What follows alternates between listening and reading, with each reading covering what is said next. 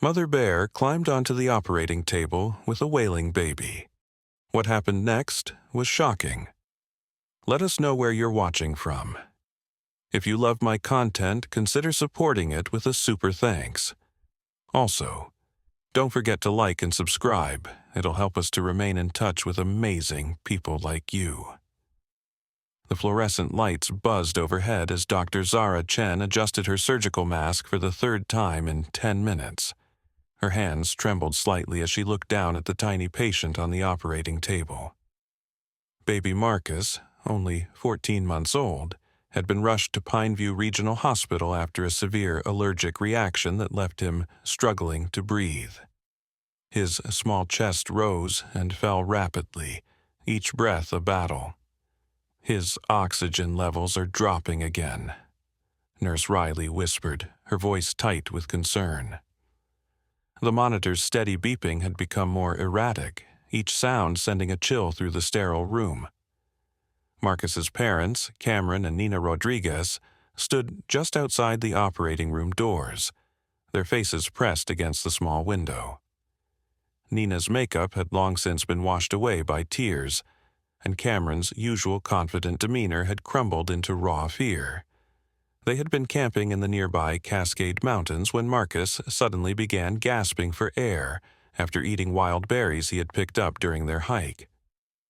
"We need to start the procedure now, Doctor," Chen said, her voice steady despite the gravity of the situation. The emergency tracheotomy was Marcus's only chance, but performing such a delicate operation on someone so young required absolute precision. As Dr. Chen reached for her instruments, a strange sound echoed through the hospital corridors. It wasn't the usual noise of medical equipment or hurried footsteps. This was different. A low, rumbling growl that seemed to vibrate through the walls themselves. Nurse Riley paused, her hand frozen over the medication tray. "Did you hear that?" she asked, her eyes darting toward the door. Dr. Chen nodded slowly, but her focus remained on Marcus. The baby's condition was deteriorating rapidly, and they couldn't afford any delays. Outside, the evening shadows grew longer, as the forest surrounding the hospital seemed to come alive with an unusual energy. The growling sound came again, closer this time, followed by what sounded like heavy footsteps in the hallway. Security guard Tom Bradley's voice crackled over the intercom, but his words were garbled and urgent. Something was happening in the hospital, something that nobody could have anticipated. Marcus's tiny fingers curled and uncurled as he fought for each breath, his innocent eyes wide with confusion and fear. Dr. Chen picked up her scalpel, knowing that the next few minutes would determine whether this child would live to see another day. But as she positioned the blade, the operating room door suddenly shuddered, as if something massive had struck it from the outside. The lights flickered once, then steadied, casting dancing shadows across the white walls. In that moment of uncertainty, nobody in the room could have imagined that their lives were about to intersect with a force of nature that would challenge everything they thought they knew about maternal instinct and the bonds that connect all living creatures. The door to the operating room burst open with such force that it slammed against the wall, leaving a dent in the pristine white surface. What stepped through that doorway defied every protocol, every safety measure, and every rational thought that the medical team had ever been trained to handle. A massive grizzly bear, her dark brown fur matted with pine needles and morning dew, stood in the entrance. Her amber eyes swept the room with an intelligence that seemed almost human. She was enormous, easily weighing over 400 pounds, her powerful shoulders rising and falling with each measured breath. But what struck everyone in the room wasn't her size or her obvious strength. It was the expression in her eyes. Pain, desperation, and something else that Dr. Chen recognized immediately because she saw it every day in the faces of parents whose children were fighting for their lives. Love. Nobody move, Dr. Chen whispered, her voice barely audible. Her training kicked in, but nothing in medical school had prepared her for this moment. The bear's gaze fixed on baby Marcus, who had somehow stopped crying and was staring at the massive creature with wide, curious eyes. Nurse Riley stood frozen, her hand still positioned over the instrument tray. Her heart pounded so loudly she was certain everyone could hear it. The bear took a step forward, her massive paws making no sound on the polished floor. She moved with surprising grace for such a large animal, her head tilted slightly as she studied the small human on the table. Outside the operating room, chaos erupted. Cameron Rodriguez pressed his face harder against the window, his mouth open in shock. "What is that? What's happening to my son?" he shouted, but his voice seemed to come from far away. Nina grabbed his arm, her fingernails digging into his skin. "Is that a bear? How is there a bear in the hospital?" Her voice rose to a near shriek, but she couldn't look away from the impossible scene unfolding before them. Security guard Tom Bradley rounded the corner, his radio crackling with confused reports from other parts of the hospital. "All units, we have a situation in the East Wing. Multiple reports of a large animal in the building. I repeat, we have a code." He stopped mid-sentence as he saw the bear through the operating room window. The bear continued her approach toward the operating table, seemingly oblivious to the human drama surrounding her. Dr. Chen's surgical instruments trembled in her hands as she tried to process what was happening. Marcus needed the tracheotomy immediately, but how could she perform surgery with a wild animal just feet away? "Dr. Chen?" Nurse Riley whispered. "What do we do?" Before Dr. Chen could respond, the bear did something that made everyone in the room question their sanity. She reared up on her hind legs, placing her front paws on the edge of the operating table. The metal frame groaned under her weight, but it held. She towered over baby Marcus, her massive head just inches from the child's face. Marcus reached up with one tiny hand, his fingers barely grazing the bear's snout. Instead of recoiling or showing aggression, the bear lowered her head slightly, allowing the baby to touch her. A soft rumbling sound emerged from deep in her chest, not a growl of threat, but something else entirely, something that sounded almost like purring. "This isn't possible," Dr. Chen breathed. "Bears don't behave this way, they don't."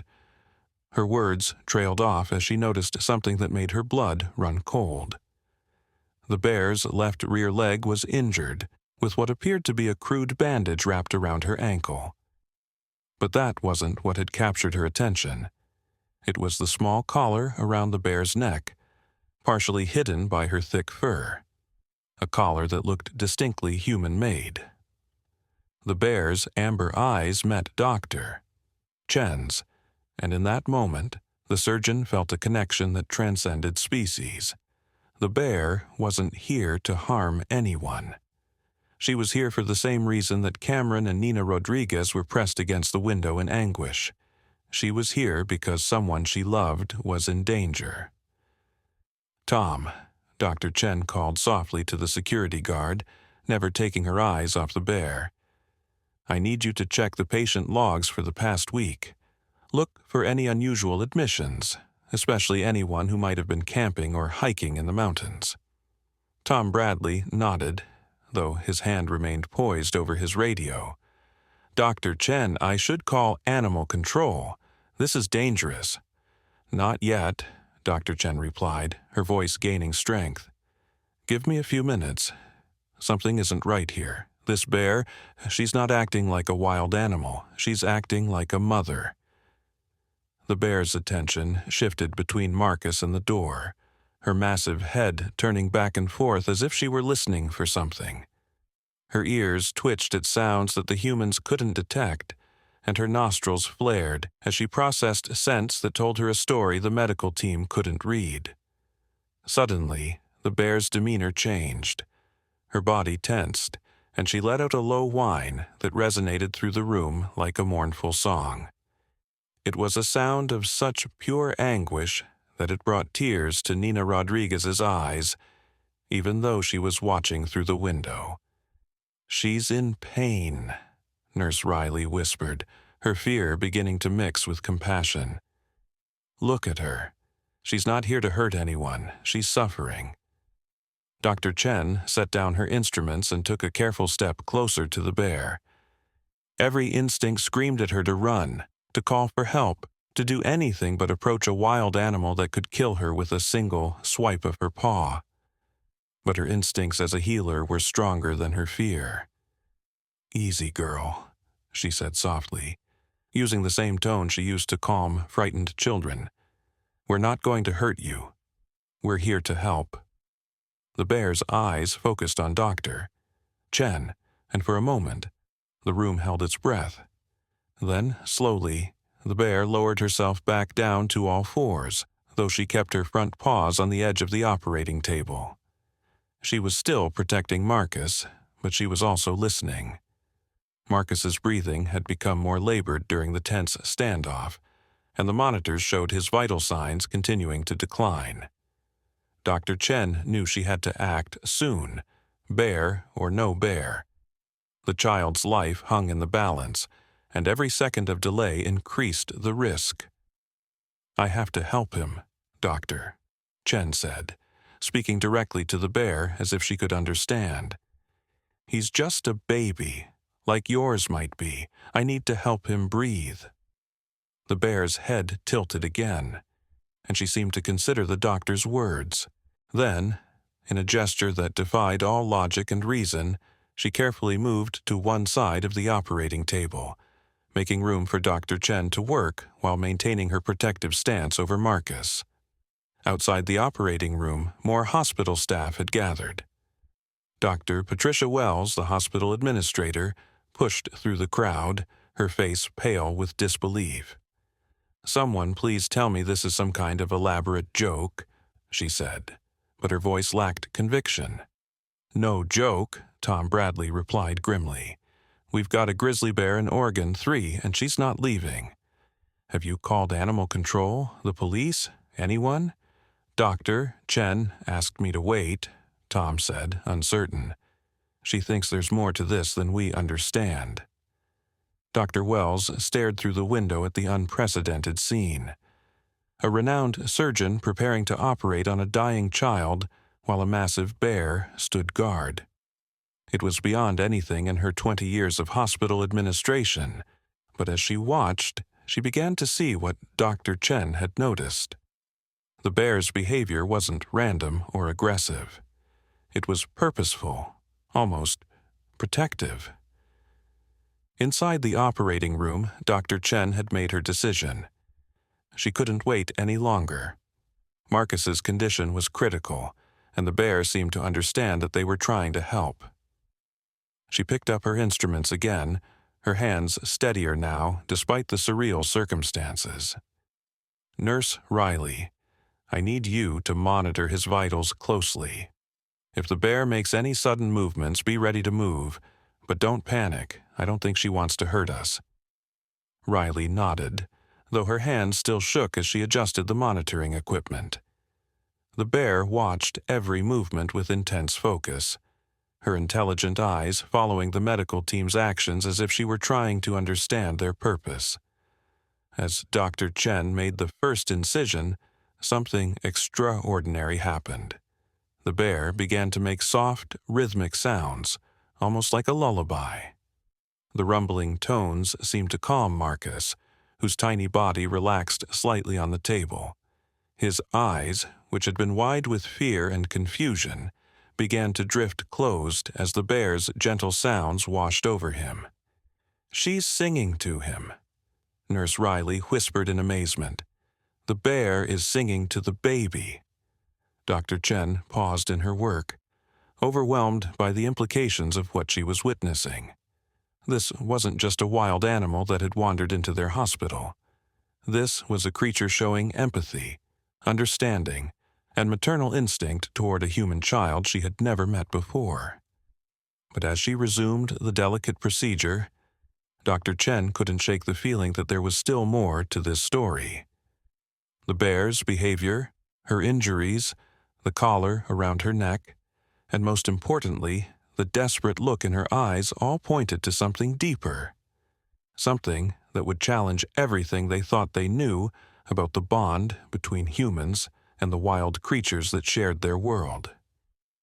The operation continued under the watchful gaze of the most unusual surgical assistant in medical history, while outside the forest seemed to hold its breath, waiting for answers that would change the lives of everyone in that small mountain hospital forever. 20 minutes into the surgery, Dr. Chen was making remarkable progress. The bear's calming presence had somehow stabilized Marcus's vital signs in a way that defied medical explanation.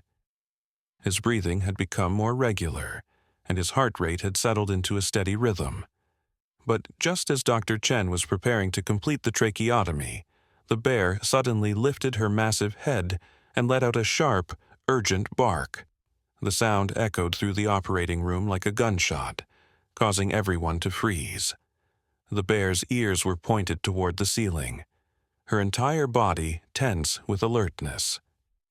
She was listening to something that the humans couldn't hear, something that had triggered every protective instinct in her powerful frame. "What is it, girl?" Dr. Chen whispered, surprised by her own instinct to communicate with the animal as if she were a trusted colleague. The bear's amber eyes darted between the ceiling and baby Marcus, and then she did something that made everyone's blood run cold. She carefully but firmly picked up Marcus in her massive jaws, her teeth gently gripping the surgical gown around his tiny body. The monitors went wild as the leads disconnected, alarms blaring throughout the room. "No!" Nurse Riley screamed, lunging forward instinctively. "Put him down!" But the bear was already moving, carrying Marcus toward the corner of the room with surprising gentleness. She positioned herself between the baby and the operating table, her body forming a protective barrier. Her massive head tilted upward again, and this time everyone in the room heard what had caught her attention. A deep, rumbling sound was coming from above them, growing stronger by the second. The ceiling tiles began to vibrate, and dust started falling like snow. Dr. Chen looked up in horror as she realized what was happening. "Everyone out!" she shouted. "The building is shifting." Before anyone could move, a section of the ceiling in the exact spot where Marcus had been lying collapsed with a thunderous crash. Chunks of concrete and twisted metal beams crashed onto the operating table, crushing the surgical instruments and destroying the monitors. If Marcus had still been on that table, he would have been killed instantly. The bear had somehow sensed the structural failure before it happened and had moved the baby to safety. In the chaos that followed, emergency alarms began wailing throughout the hospital. Dr. Patricia Wells's voice crackled over the intercom. "Attention all staff, we have a code black. Structural failure in OR3. Evacuate the East Wing immediately." Through the settling dust, Dr. Chen stared at the bear in absolute amazement. The massive creature stood calmly in the corner, still cradling Marcus in her protective embrace. The baby was crying again, but he was alive and unharmed. "How did you know?" Dr. Chen asked the bear, her voice filled with wonder and gratitude. "How did you know that was going to happen?" The bear's response was to gently lower Marcus to the floor and begin licking his face with her enormous tongue, cleaning away the dust and debris. Her maternal instincts had taken over completely, and she was treating the human baby as if he were her own cub. Outside the operating room, the crowd of hospital staff had grown larger, but now their expressions had changed from fear to awe. They had all witnessed the bear saving Marcus's life, and word was spreading quickly throughout the building. Cameron Rodriguez was pounding on the glass, tears streaming down his face. "That bear saved my son," he kept repeating. she saved Marcus. She knew what was going to happen. Nina had collapsed into a chair, overwhelmed by the emotional roller coaster of the past hour. Her baby had been dying, then threatened by a wild bear, then saved by that same bear when the ceiling collapsed. It was too much for her mind to process. Tom Bradley lowered his radio, his call to animal control forgotten. "Doctor, Wells," he said quietly, "I don't think we should be treating this bear as a threat anymore." Dr. Wells nodded slowly, still staring through the window at the incredible scene.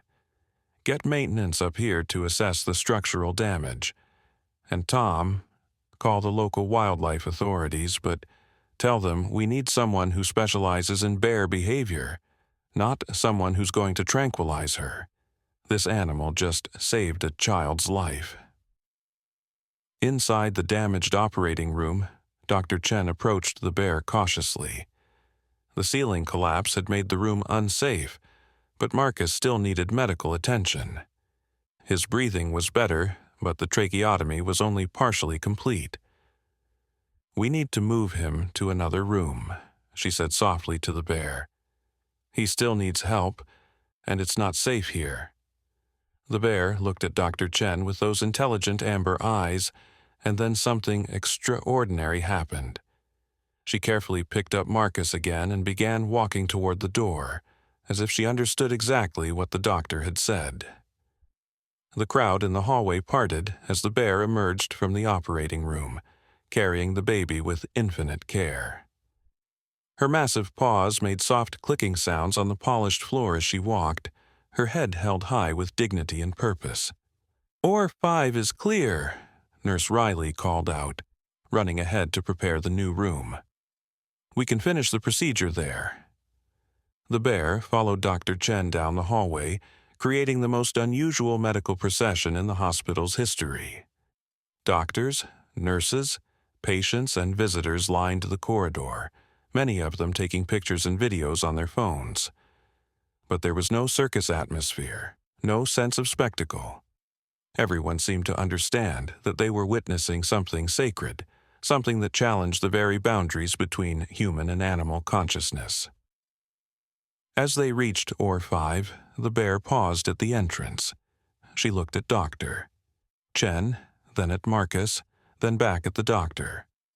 Her message was clear. She was entrusting the human baby to the surgeon's care, but she would be watching. Dr. Chen nodded, understanding the unspoken communication. "I'll take good care of him," she promised. "You saved his life. Now let me finish what we started."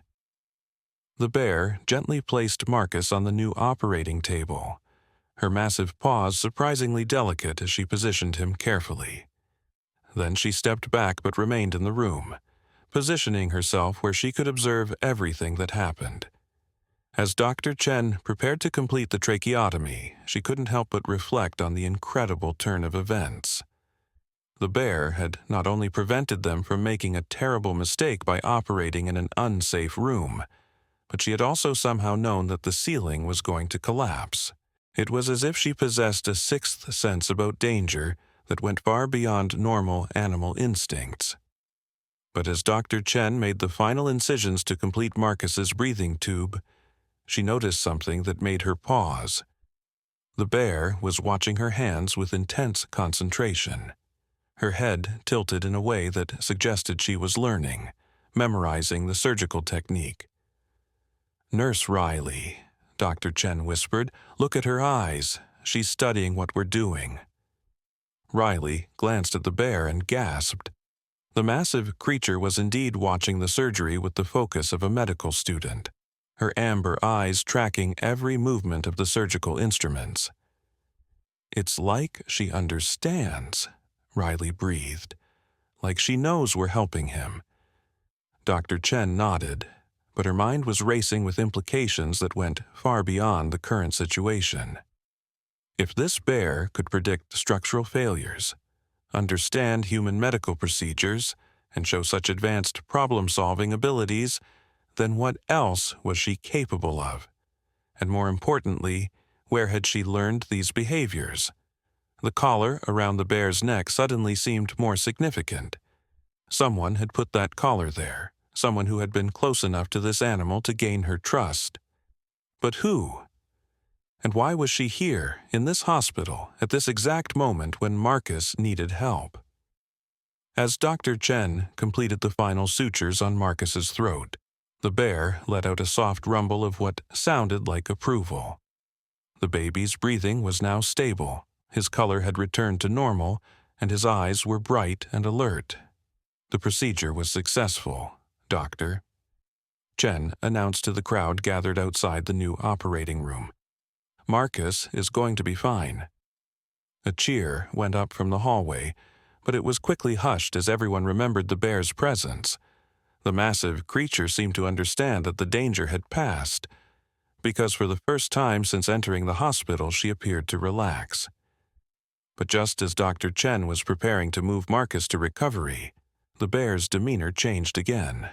Her ears perked up, and she moved toward the window with sudden urgency. Outside, the late afternoon sun was beginning to set behind the mountain peaks, casting long shadows across the hospital parking lot. The bear pressed her massive paws against the window and let out a long, mournful howl that seemed to come from the depths of her soul. It was a sound of longing, of loss, of desperate need. And as the howl echoed through the hospital corridors, everyone who heard it felt their hearts break a little. She's calling for someone, Dr. Chen realized. That's not just any sound, she's calling for her family. The bear continued to howl, her powerful voice carrying across the mountains and into the forest beyond. And somewhere in the distance, faint but unmistakable, came an answering call. Another bear responding to her desperate plea. Dr. Chen looked at Marcus, sleeping peacefully on the operating table, then at the bear pressed against the window, and finally at the forest beyond.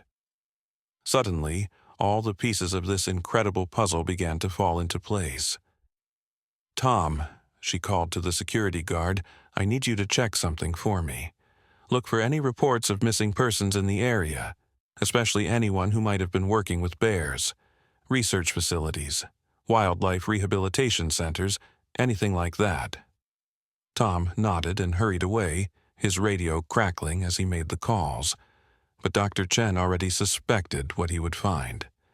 This bear wasn't just any wild animal. She was someone's research subject, someone's patient, someone's friend. And if Dr. Chen's growing suspicions were correct, the most incredible part of this story was yet to come. Because somewhere out in those mountains there was another story unfolding, another emergency that would soon bring even more impossible circumstances to their small hospital. The bear's howl continued to echo through the building, and with each mournful note, Dr. Chen became more certain that their extraordinary day was far from over. Marcus was safe, but the bear's mission was not complete. She was here for another reason, a reason that would soon become clear in the most heartbreaking and beautiful way imaginable.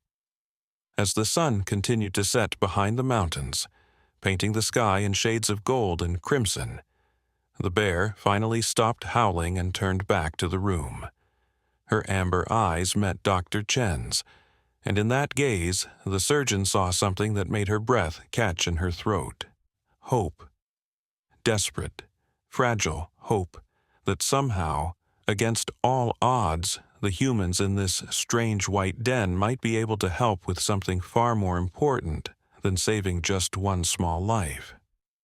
The bear's real reason for coming to the hospital was about to be revealed, and it would test everything that Dr. Chen and her team thought they knew about the bonds between species, the power of maternal love, and the incredible lengths that any mother will go to save her children. 30 minutes had passed since the bear's last howl when Tom Bradley burst back into the corridor, his face flushed with excitement and disbelief. In his hands, he carried a thick folder and what appeared to be a tablet displaying GPS tracking data. "Dr. Chen, you need to see this," he said breathlessly. "I found something incredible. This bear, her name is Luna." Dr. Chen looked up from checking Marcus's vitals.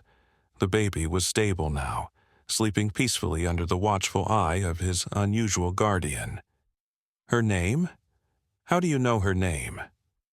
Tom opened the folder, revealing photographs, research documents, and medical charts. 3 weeks ago, Dr. Sarah Whitmore from the Mountain Wildlife Research Center filed a missing persons report. But it wasn't for a person. It was for Luna here and her 2 cubs. The bear's head snapped toward Tom at the mention of Dr. Whitmore's name. She let out a soft whine, her massive body trembling with what could only be described as recognition and desperate hope. "Dr. Whitmore has been working with Luna for over 2 years, Tom continued, reading from the documents. Luna was rescued as an orphaned cub and raised at the research center. She's part of a groundbreaking study on bear intelligence and emotional capacity. According to these files, Luna has demonstrated problem-solving abilities equivalent to a 4-year-old human child." Dr. Chen felt her heart skip a beat. "That explains how she knew about the ceiling collapse. But you mentioned cubs." Tom's expression grew grave. "That's where this story gets heartbreaking. Luna gave birth to twin cubs 6 months ago. Their names are Aurora and Storm. 3 weeks ago, during a routine field exercise, Luna and her cubs were attacked by poachers. Luna managed to escape with 1 cub, but the other was captured. The bear's whining grew louder, more urgent. She began pacing back and forth in the small room, her massive paws clicking against the floor. Her amber eyes darted between the humans and the window, as if she were trying to communicate something vital. "Wait," Dr. Chen said, pieces of the puzzle clicking together in her mind. "You said she escaped with 1 cub. Where is that cub now?" Before Tom could answer, a commotion erupted in the hallway outside. Nurse Riley's voice cut through the noise. "Someone get Dr. Chen. We have another emergency in the ER." Dr. Chen looked at Luna, then at sleeping Marcus, torn between her responsibilities. The bear seemed to sense her dilemma and gently nudged Marcus's operating table toward the door, as if to say that she would ensure the baby's safety. "I'll stay with them," Tom volunteered. "Go see what's happening." Dr. Chen hurried toward the emergency room, but she wasn't prepared for what she found there. On a stretcher in trauma bay, too, lay a small bear cub, unconscious and barely breathing.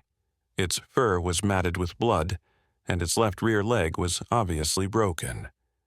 Standing beside the stretcher was a man in his 50s wearing hiking gear, his own clothes torn and bloody. "I found him about 2 miles from here," the man was saying to Dr. Patricia Wells. "Poor little guy was caught in some kind of trap.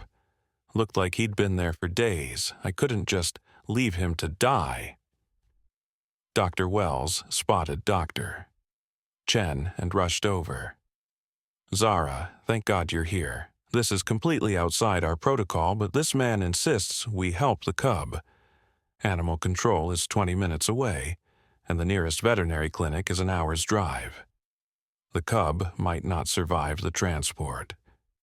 Dr. Chen stared at the injured cub, her medical instincts warring with hospital policy. But as she looked into its small, pain-filled eyes, she saw something that made her decision for her.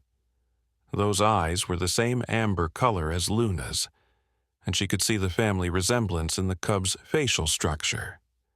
"This is Aurora," she breathed. "This is Luna's missing cub."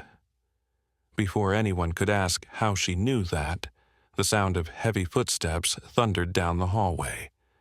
Luna had somehow sensed her cub's presence and was charging toward the emergency room with Tom Bradley running behind her, shouting warnings to get out of the way. The bear burst into the ER with such force that several nurses screamed and scattered. But Luna's attention was focused entirely on the small form lying on the stretcher. She skidded to a stop beside her injured cub and began making soft, rumbling sounds deep in her throat. The cub's eyes fluttered open at the familiar sound, and it let out a weak chirp of recognition. "Oh my God," whispered Dr. Wells. "That's her baby." Luna gently nudged her cub with her massive snout, her entire body trembling with emotion. The reunion was heartbreaking and beautiful, but it was also clear that Aurora was in critical condition. The cub tried to lift its head to nuzzle its mother, but the effort was too much, and it collapsed back onto the stretcher. Dr. Chen found herself facing an impossible decision. Treating a wild animal in a human hospital was against every regulation, could result in lawsuits, and might cost her medical license. But watching Luna's desperate attempts to comfort her dying cub, Dr. Chen knew there was really no choice at all. "Clear Trauma Bay 1, she announced. "We're going to save this cub." "Dr. Chen," Dr. Wells protested, "you can't be serious. We're not equipped for veterinary surgery. We don't have the right medications, the right instruments." "We have enough, Doctor," Chen replied firmly. "The basic principles are the same, and we have something no veterinary clinic has." She gestured to Luna, who was still hovering protectively over her cub. "We have a mother who will do anything to help us save her baby." As the medical team prepared for the most unusual surgery of their careers, Tom Bradley approached Dr. Chen with more information from the research files. According to Dr. Whitmore's notes, Luna has been trained to assist in medical procedures. She's actually helped with surgeries on other animals at the research center. Dr. Chen stared at him in amazement. "She's a surgical assistant?" "That explains why she was studying my technique so carefully with Marcus." "There's more," Tom continued. "Luna can understand over 50 different verbal commands, and she's been taught to recognize medical instruments and their uses. Dr. Whitmore writes that Luna has an almost supernatural ability to sense when other animals are in distress." Suddenly, Luna's presence in the hospital made perfect sense. She hadn't just wandered in randomly. She had somehow known that her cub was injured and needed help, and she had also sensed that baby Marcus was in danger. Her maternal instincts had been operating on multiple levels simultaneously. As Dr. Chen began examining Aurora, Luna positioned herself at the side of the stretcher where she could see everything but wouldn't interfere with the medical team's work.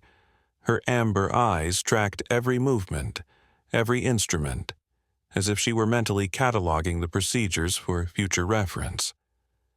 "The good news is that the leg fracture is clean," Dr. Chen announced. "The bad news is that she's lost a lot of blood, and there are signs of infection from the trap wounds. We need to work fast." Nurse Riley had gathered as many veterinary supplies as she could find in the hospital's limited stock, supplementing with human medications that would be safe for the cub.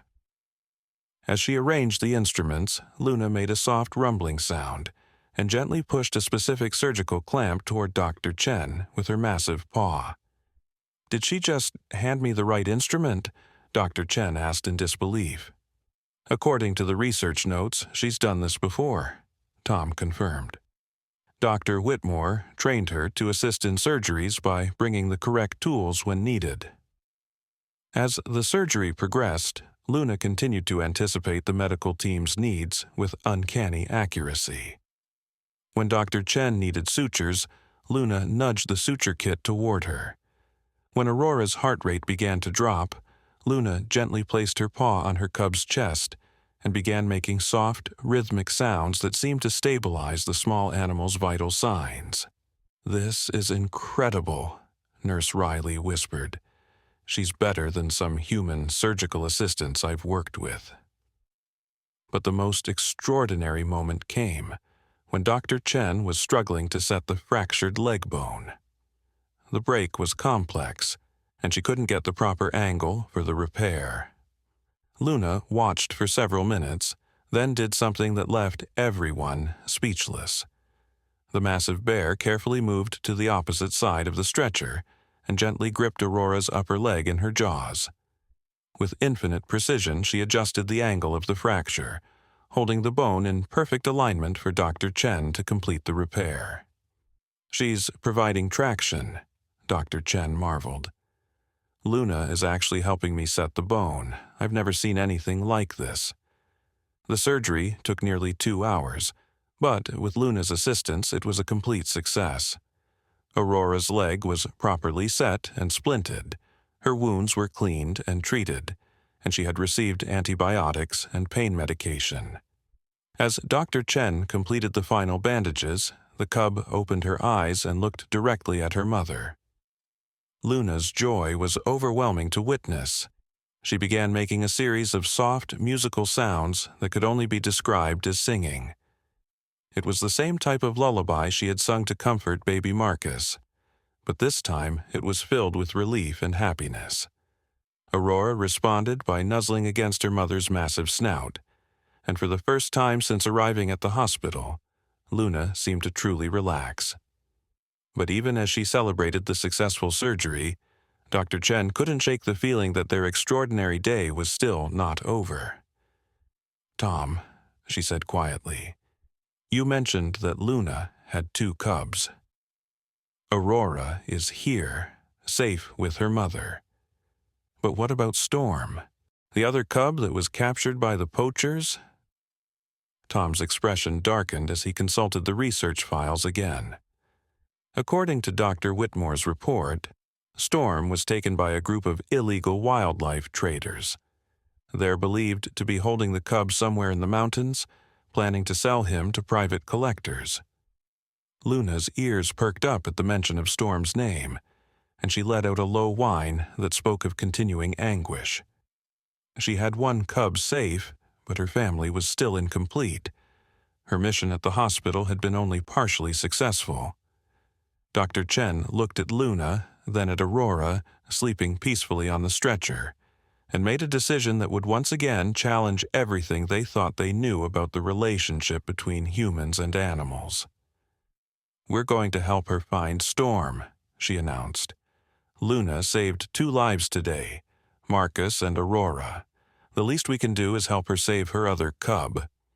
But as Dr. Chen began to formulate a plan for a rescue mission that would involve cooperation between humans and a highly intelligent bear, she had no idea that Storm's captors were closer than anyone imagined, and that the final chapter of this incredible story would require Luna to make the ultimate choice between her own safety and the lives of those she had come to protect.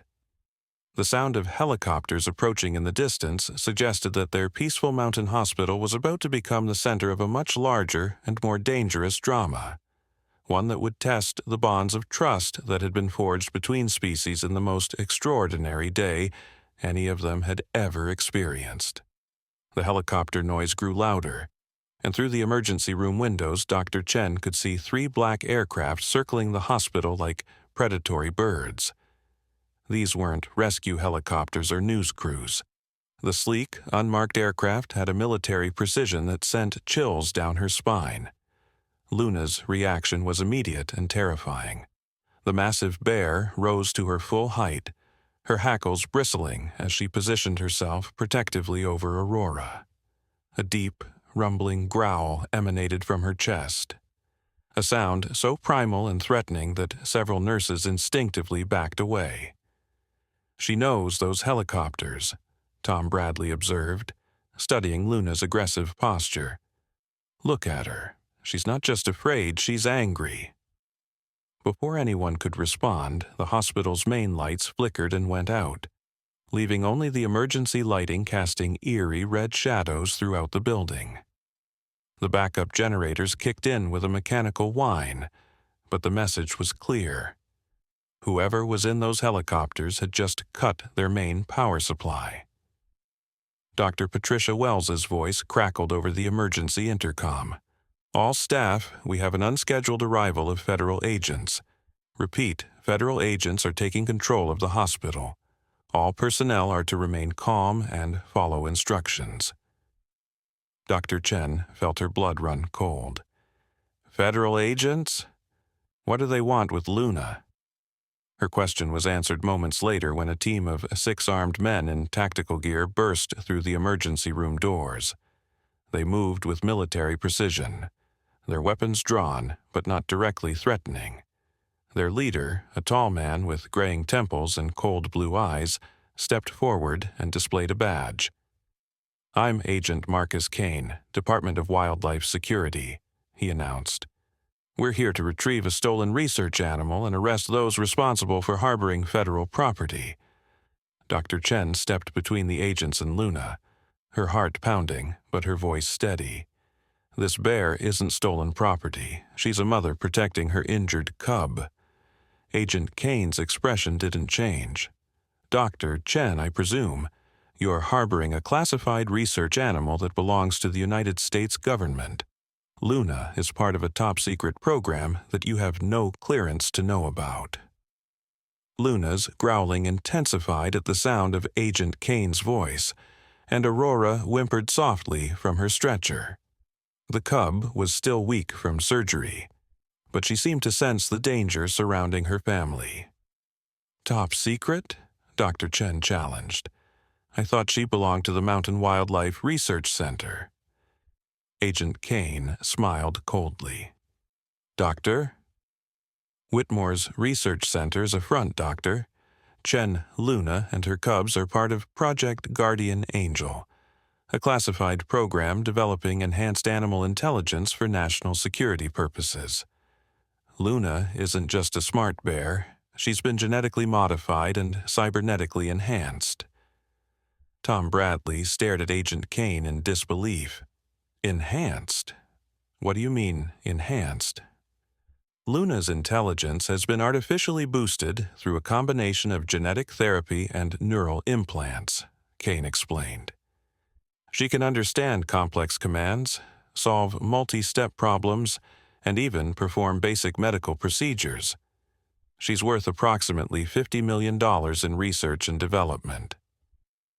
Dr. Chen felt the pieces of a much larger puzzle falling into place. That's why she could predict the ceiling collapse. That's why she understands medical procedures. "You've been experimenting on her." "We've been improving her," Kane corrected. "And now we need her back, along with her cubs. The program cannot afford to lose such valuable assets." Luna seemed to understand every word of the conversation, because her growling became more menacing. She carefully moved Aurora's stretcher behind her massive body, creating a barrier between her cub and the armed men.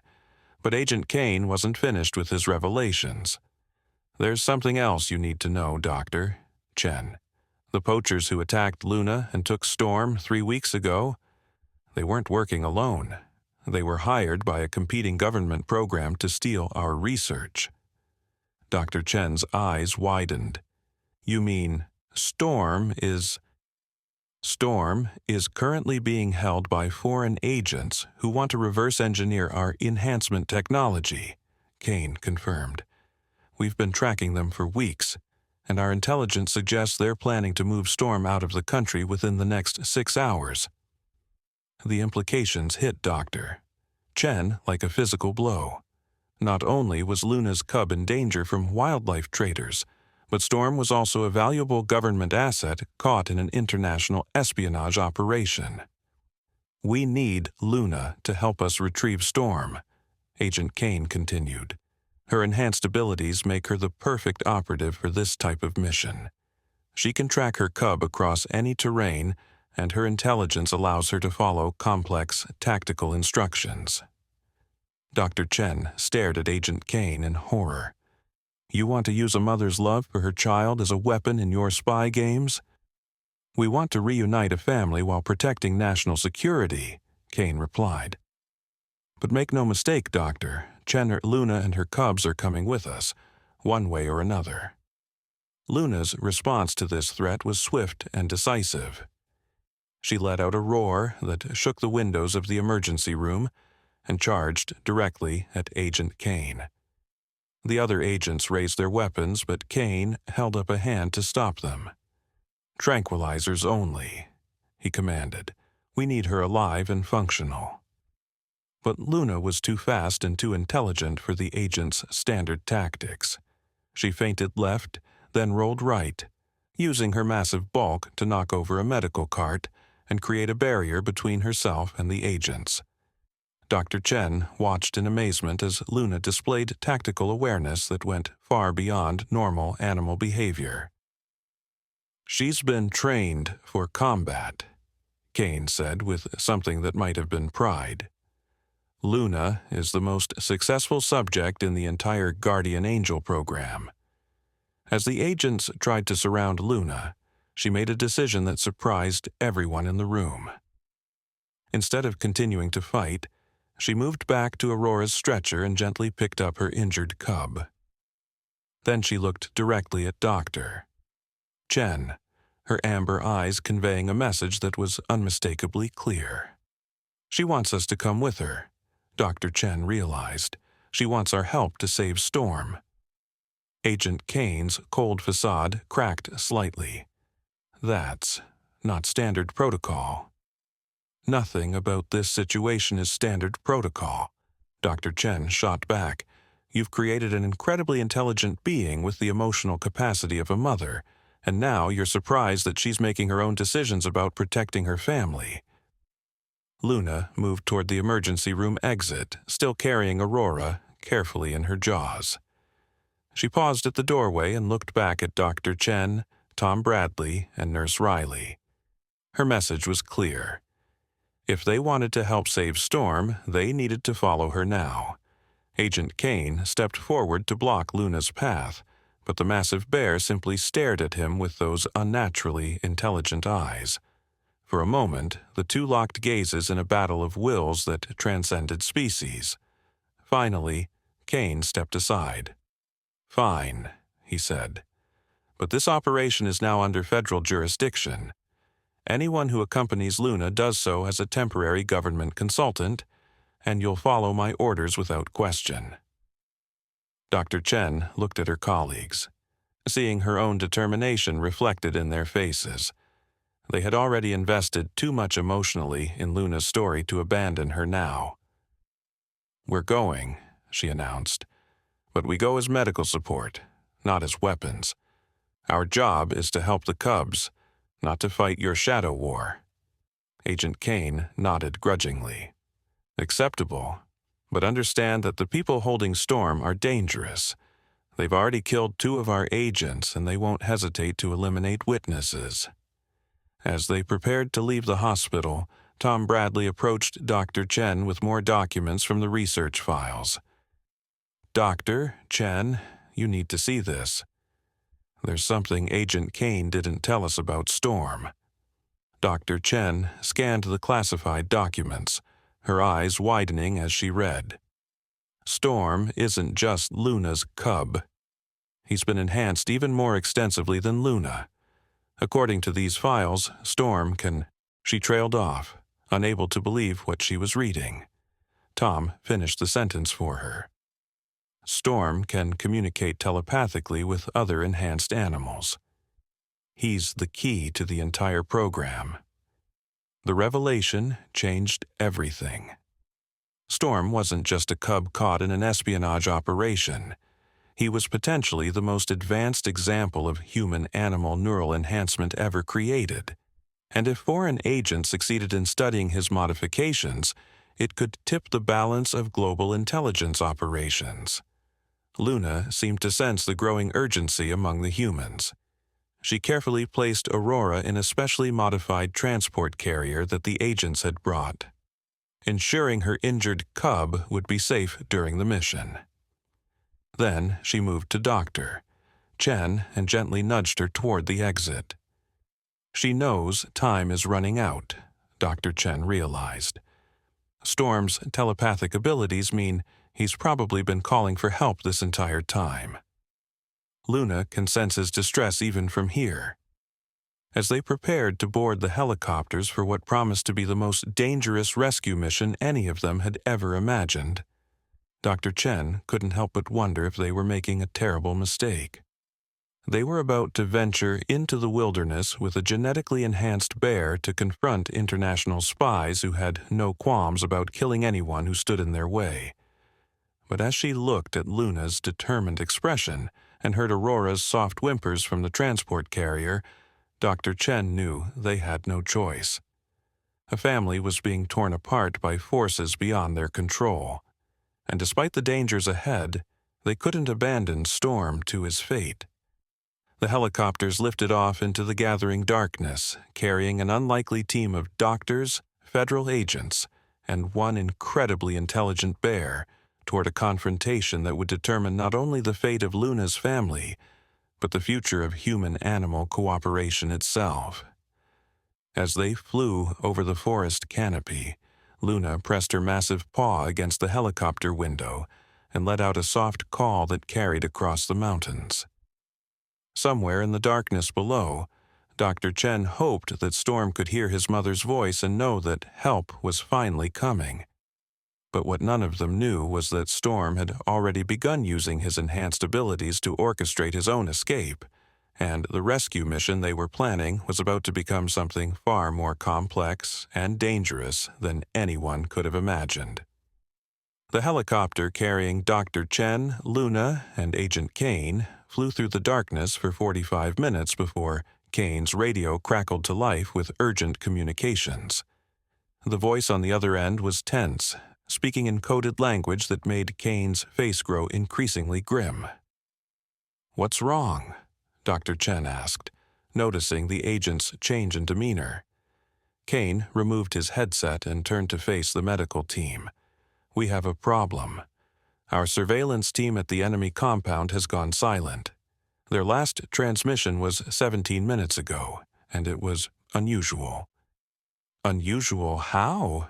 Tom Bradley pressed. "They reported that the captive animals at the facility had begun exhibiting coordinated behavior. All of them, not just Storm. The guards' attack dogs suddenly turned docile. The facility's patrol bears became agitated and started pacing in synchronized patterns, and several wild animals from the surrounding forest began approaching the compound." Luna's ears perked up at this information, and she let out a soft rumble that seemed almost like recognition. Dr. Chen studied the bear's expression and felt a chill run down her spine. "Agent Kane," she said slowly, "exactly how extensive are Storm's telepathic abilities?" Kane hesitated before answering. "The classified report suggests that Storm can communicate with and influence any animal within a 3-mile radius. But the researchers believed his capabilities were still developing. He's only 6 months old." "What if they were wrong?" Dr. Chen asked. "What if Storm's abilities have been accelerating under stress?" Before Kane could respond, the helicopter pilot's voice came over the intercom. "Agent Kane, you need to see this. We're approaching the target zone, and there's something very strange happening down there." Through the helicopter's night vision display, they could see the enemy compound nestled in a valley between 2 mountain peaks. But surrounding the facility was a sight that defied explanation. Hundreds of animals had gathered in a perfect circle around the compound: deer, elk, wolves, smaller bears, mountain lions, and even birds perched in the trees. They all faced inward toward the building, motionless as statues. "It's like they're under some kind of spell," the pilot whispered. Luna became increasingly agitated as they descended, making soft, whimpering sounds and pressing her massive paws against the helicopter windows. Aurora, still weak but alert in her transport carrier, began responding to her mother's distress with similar vocalization. "Luna can sense him," Dr. Chen realized. "Storm is calling to her through the other animals." Agent Kane activated his tactical radio. "Bravo team, this is Kane. What's your status at the perimeter?" Static filled the channel for several long seconds before a shaky voice responded. "Kane, this is Bravo leader." "Sir, we can't approach the compound. Every time we get within 100 yards, the animals start moving toward us. Not aggressively, but purposefully. It's like they're trying to hurt us away from something." Kane's jaw tightened. "Casualties?" "None, sir. But 3 of our men have reported experiencing unusual sensations, headaches, vertigo, and what they describe as hearing voices that aren't there." Dr. Chen grabbed Kane's arm. "Storm isn't just communicating with animals. His telepathic field is affecting your men too." "That's impossible," Kane protested. "The neural enhancements were designed specifically for animal-to-animal communication." "Maybe the original design was," Dr. Chen countered, "but you're dealing with a 6-month-old cub whose brain is still developing. Neuroplasticity in young mammals is incredible. Storm's abilities could be evolving in ways your scientists never anticipated." As their helicopter touched down in a clearing half a mile from the compound, Luna became almost frantic with excitement. She could sense her cub's presence, but she could also sense something else: danger, fear, and a desperate plan that Storm was putting into motion. Agent Kane gathered his team around a tactical display showing the compound's layout. "Intelligence suggests Storm is being held in the central building's 2nd floor. The enemy has at least 12 operatives on site, plus an unknown number of captive animals they've been experimenting on." "Experimenting on?" Nurse Riley asked, her voice filled with horror. Kane nodded grimly. "They've been trying to replicate our enhancement procedures. Most of their subjects haven't survived the process, but those that have are unstable, aggressive, and unpredictable." Luna listened to this exchange with obvious understanding, her amber eyes growing darker with each revelation. When Kane finished briefing the team, she moved to Dr. Chen and gently nudged her toward the compound, then looked back at Aurora's carrier. "She wants us to stay with Aurora," Dr. Chen interpreted. "She's going after Storm alone." "Absolutely not," Kane declared. "Luna is a valuable asset, but she's not expendable. We go in as a team or we don't go in at all." Luna's response was to rear up on her hind legs and place her massive paws on Kane's shoulders. For a moment, Agent and Bear stared at each other in a battle of wills. Then Luna did something that left everyone speechless.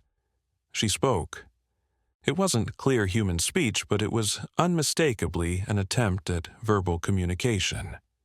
The sounds that emerged from her throat were a mixture of growls, huffs, and what sounded like distorted syllables. But the meaning was clear enough. She was trying to say, "Storm." "Dear God," Kane breathed. "The speech centers of her brain have been enhanced too.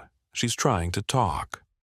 Dr. Chen felt tears spring to her eyes as she watched Luna struggle to communicate in human language. The bear tried again, and this time the sound was clearer. "Store, help, store."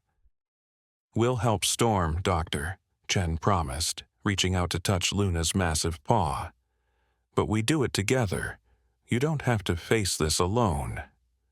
Luna seemed to understand, because she lowered herself back to all fours and moved to stand beside the human team. But her attention kept drifting toward the compound, where her enhanced cub was using abilities that none of them fully understood to orchestrate what might be the most complex animal rescue operation in history. As they prepared to advance on the facility, Kane's radio crackled again. This time, the voice was different. Younger, more panicked. "Any federal units in the area, this is Dr. Sarah Whitmore. I'm trapped inside the compound with several other researchers. The situation here has gone completely out of control." Kane grabbed his radio. "Dr. Whitmore, this is Agent Kane. We're here to extract you and the research subjects. What's your status?" "Agent Kane, thank God." Dr. Whitmore's voice was filled with relief and terror. "The people holding us aren't just foreign agents. They're rogue scientists from our own program. Dr. Elizabeth Hartwell, the former director of Project Guardian Angel. She's been conducting unauthorized experiments on Storm, trying to weaponize his telepathic abilities. The revelation hit Kane like a physical blow. Hartwell is supposed to be dead. She died in a lab explosion 6 months ago. She faked her death and stole classified research data, Dr. Whitmore continued. She's been working with foreign buyers to sell enhanced animals as weapons. But something's gone wrong. Storm's abilities have exceeded all projections. He's not just communicating with animals anymore, he's controlling them. Dr. Chen looked at the circle of motionless animals surrounding the compound and felt a chill of understanding. Storm isn't calling for help, he's building an army. Dr. Whitmore. Kane spoke into the radio. What's Storm's current condition? He's physically unharmed, but the stress of the experiments has pushed his neural enhancements to dangerous levels. His brain activity is off the charts. If we don't stabilize him soon, the neural feedback could cause permanent damage or even death. Luna let out a roar of anguish that echoed across the valley. She had understood enough of the conversation to know that her cub was not only captive, but also in mortal danger from the very enhancements that made him special. There's something else, Doctor. Whitmore's voice was barely a whisper now. Dr. Hartwell has discovered that Storm's telepathic abilities are hereditary. She's planning to use Luna for breeding experiments to create an entire generation of telepathic animals. The implications were staggering. If Hartwell succeeded, she could create an army of enhanced animals capable of coordinating attacks, gathering intelligence, and operating as perfect spies. The balance of global power could shift overnight. Luna seemed to sense the growing urgency of the situation. She moved to Aurora's carrier and gently nuzzled her injured cub, making soft sounds that seemed like a farewell. Then she turned to Doctor Chen and did something that transcended every boundary between human and animal consciousness. She extended her massive paw toward Dr. Chen in what was unmistakably a handshake. The gesture was so human, so deliberate, that it took the doctor's breath away. Luna was offering a partnership, a bond between species that would either save both their families or destroy them all. Dr. Chen grasped Luna's paw, feeling the incredible strength and surprising gentleness in the bear's grip. "We're going to bring Storm home," she promised. "Whatever it takes." As they began their advance toward the compound, none of them could have imagined the scene of chaos and wonder that awaited them inside. Dr. Hartwell's experiments had created something unprecedented in the history of human-animal interaction, and Storm was about to demonstrate just how far a 6-month-old cub with the enhanced intelligence of a tactical genius would go to protect not only his own family, but every captive animal in the facility. The real battle was about to begin, and it would be fought not with weapons or technology, but with the power of telepathic communication between species that had never been meant to share consciousness. In the next hour, the definition of intelligence, loyalty, and family would be challenged in ways that would change the world forever. As Dr. Chen, Luna, and Agent Kane approached the compound, the circle of animals parted like a living curtain, creating a clear path to the main building. Each creature, wolves, bears, deer, mountain lions, turned to watch Luna pass, their eyes reflecting an otherworldly intelligence that hadn't been there before. "Storm is using them as sentries," Dr. Chen whispered in amazement. "He's created a communication network." Inside the facility they could hear shouting, mechanical alarms, and what sounded like metal doors being torn from their hinges. Luna's pace quickened as they entered the building, her massive paws moving silently across the concrete floor. They found Dr. Hartwell's laboratory on the 2nd floor, but the scene that greeted them was unlike anything they could have imagined. The room was in chaos. Overturned equipment, shattered glass, and scattered research papers. In the center of it all stood Dr. Elizabeth Hartwell, a woman in her 50s with wild gray hair and desperate eyes, pointing a tranquilizer gun at a small bear cub. Storm was no larger than a house cat, his golden fur matted and thin from stress, but his amber eyes blazed with an intelligence that seemed far too ancient for his tiny body. Around him, the metal bars of his cage had been bent outward, not from outside force, but as if they had simply melted. "Stay back!" Dr. Hartwell screamed as she saw Luna enter the room. "One more step and I'll sedate him permanently." But Storm had other plans. The tiny cub looked directly at his mother, and in a voice that resonated not through the air but directly into the minds of everyone in the room, spoke a single word: "Mama." The telepathic communication was so clear, so pure, that it brought tears to Dr. Chen's eyes. But it also did something else. It triggered every enhanced animal in the facility to act simultaneously. The building shook as dozens of cages throughout the complex burst open at once. Animals that had been subjected to Hartwell's experiments, wolves with enhanced intelligence, bears with modified neural pathways, even birds with altered brain chemistry, all responded to Storm's mental call for freedom. Dr. Hartwell's face went pale as she realized her control was completely gone. "This is impossible. He's just a baby. He can't coordinate this many subjects at once." "Love makes everything possible," Dr. Chen said softly, watching as Luna slowly approached her cub. Storm's next telepathic message was directed at Dr. Hartwell herself, and it was devastating in its simplicity. Without speaking aloud, he projected a single image into her mind. Every animal she had tortured, every experiment that had failed, every life she had destroyed in her quest for power.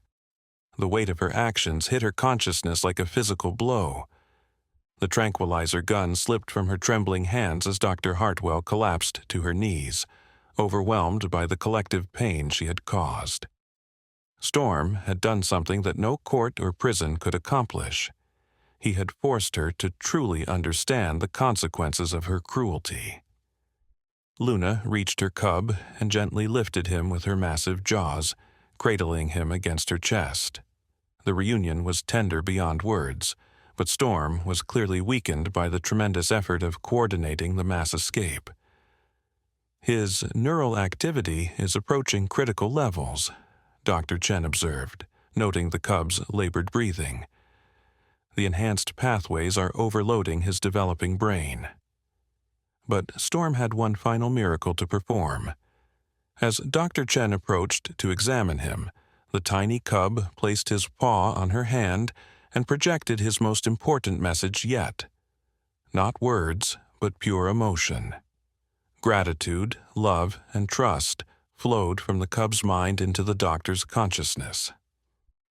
In that moment of contact, something extraordinary happened. Storm's overloaded neural pathways found a way to stabilize themselves by creating a gentle telepathic link with Dr. Chen. The connection didn't enhance the doctor's abilities, but it allowed Storm to share the burden of his overwhelming consciousness with someone who truly cared about his well-being. "He's using me as a neural buffer," Dr. Chen breathed in wonder. "He's learned to balance his enhanced abilities by connecting with minds that offer emotional stability." As Storm's breathing normalized and his eyes brightened, Dr. Sarah Whitmore emerged from her hiding place behind an overturned lab table. Her face was streaked with tears as she witnessed the reunion she had thought would never happen. "Luna, my dear friend," Dr. Whitmore whispered, approaching the bear slowly. "I'm so sorry for what happened to your family." Luna's response was to gently bump Dr. Whitmore's shoulder with her massive head, a gesture of forgiveness that spoke volumes about the bond between researcher and subject that had grown far beyond the boundaries of any scientific study.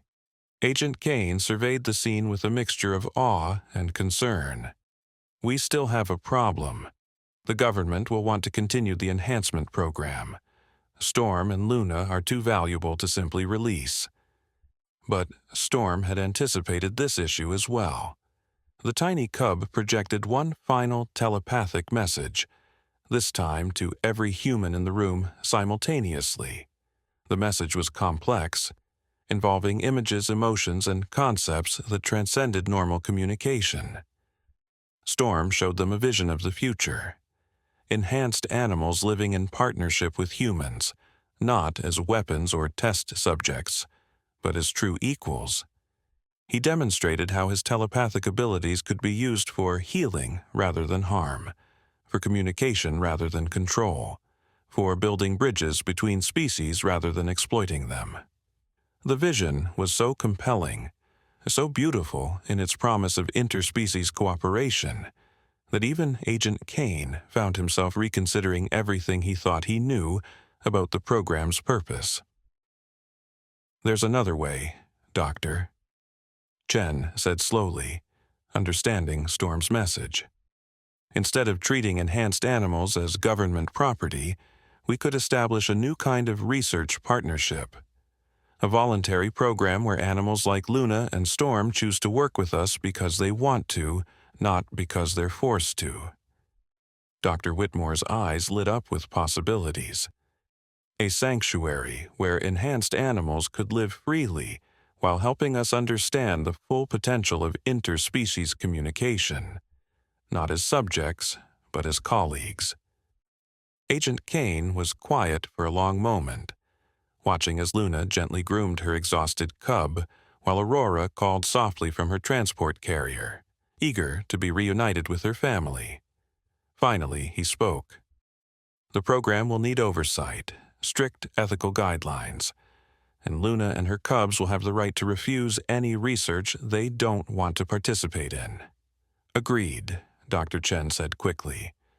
"Their well-being comes first, always."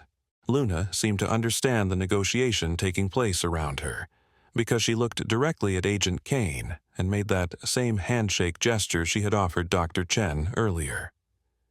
It was a treaty between species, an agreement based on mutual respect rather than dominance.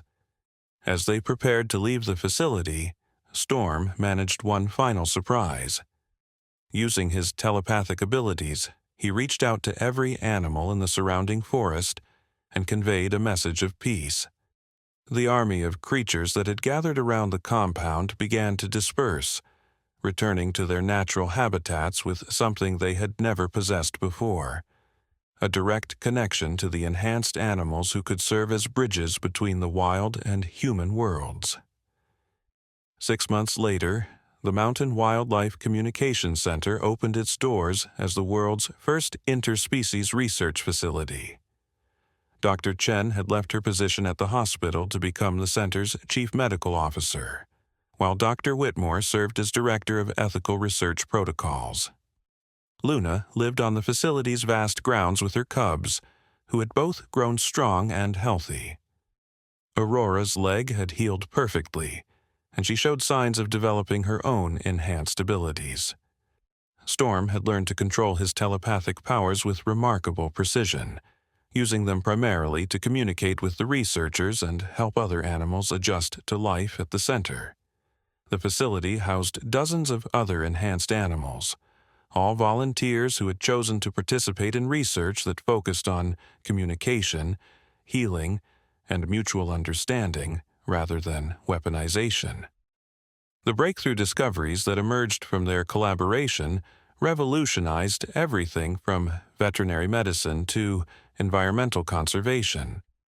But perhaps the most remarkable development was the bond that had formed between Dr. Chen and Luna's family. Every morning, the doctor would begin her rounds by visiting the bears, and Storm would share a gentle telepathic greeting that had become as familiar and comforting as a warm embrace. On quiet evenings, Dr. Chen would often find Luna and her cubs resting on a hilltop overlooking the valley where their incredible journey had begun. The massive bear would acknowledge the doctor's presence with a soft rumble, while Storm and Aurora played nearby, their telepathic chatter a constant background hum of contentment and joy. As Dr. Chen watched the cubs grow and learn, she often reflected on that extraordinary day when a desperate mother bear had climbed onto an operating table to save a human baby's life. That single act of cross-species compassion had changed everything, proving that love, intelligence, and the desire to protect the innocent transcended every boundary that scientists thought existed between humans and animals. The world was different now, connected in ways that previous generations could never have imagined. And it all began with a mother's love, a doctor's courage, and a tiny cub whose telepathic voice had called across the wilderness with a simple but profound message. Family is everything. Love knows no boundaries. And sometimes, the most powerful force in the universe is the willingness of different species to trust each other enough to reach across the vast divide and touch minds, hearts, and souls in ways that change the world forever. Luna's legacy lived on in every enhanced animal who chose partnership over captivity, in every breakthrough that brought humans and animals closer together, and in the proof that consciousness, love, and family bonds were truly universal languages that could unite all living beings in purpose and hope. The story that began with a wailing baby and a desperate mother bear had become something far greater. A new chapter in the relationship between humans and the natural world, written in telepathic whispers, gentle touches, and the unshakable belief that love could indeed conquer all.